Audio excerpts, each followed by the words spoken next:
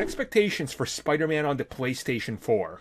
So, my expectations for this game are quite high because an amazing developer who's been working on this for years now, and after seeing that at E3 this year, how big New York is and how detailed the combat looks in the city and everything else, I believe this could be a Game of the Year contender, just like the Arkham games were.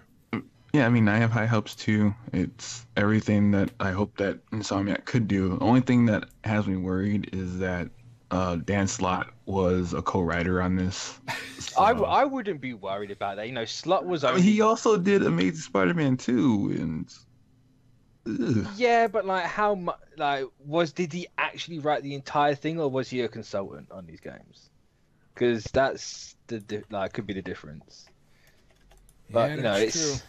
they're probably just using him for like references and everything. It's not actually Slot. Can you write the game? If he did write the game, that would explain why the comics died in the last couple of years. But, because he also did Shattered Dimensions, so yeah, didn't Yeah. people like Shattered Dimensions? yeah, No, it was good. It was just like what happened with Amazing Spider-Man 2. Yeah. Well, probably Sony's felt that one. Well, I mean, if I look at like how the actual game looks, right, from the gameplay and stuff, they seem to have nailed what it feels like to play Spider-Man. Like the swinging, the mechanics, the combat, everything seems good about it. The only way this game could feasibly fail is if everything we're seeing is just perfectly staged to look this good. You get the game and then suddenly it feels broken, it doesn't feel right, the missions are jarring, the villains don't make any sense. I don't think it's gonna feel like that. So you mean like 80% of video games this generation? But pretty much, yeah.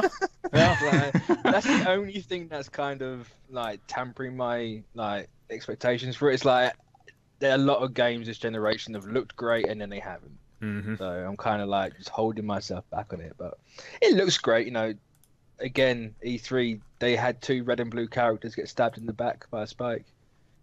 So it's like, Yeah. oh, Yeah, and what was it the Shocker? It didn't look like a blueberry.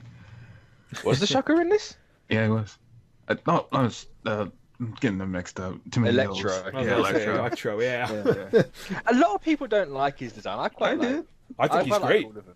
Because Yeah. like, so I saw some people they were like getting really like kind of nitpicky that he wasn't wearing his mask, and then but you look at his scars on his face, it did have Yeah. that star. Yeah, I think he Well, looks great. Just quickly, because everyone's asking the question, who do you think is the guy at the end that you don't see? Because it's got to be a villain, right? Because there's Yeah. 5 members Yeah. behind him, so it's clearly a Sinister Six setup. Yeah, could maybe Doc Ock, because you Yeah. know how Dan Slott likes some Doc Ock. He does like his own Dark Art. That'd be if they did Superior Spider-Man in this game, I'd be sold. I am fully expecting it's like Green Goblin, but not Norman Osborn. It's gonna like, I feel like that scene ends with like somebody familiar. Maybe it's Harry Osborn or someone who we're gonna be friends with in the game.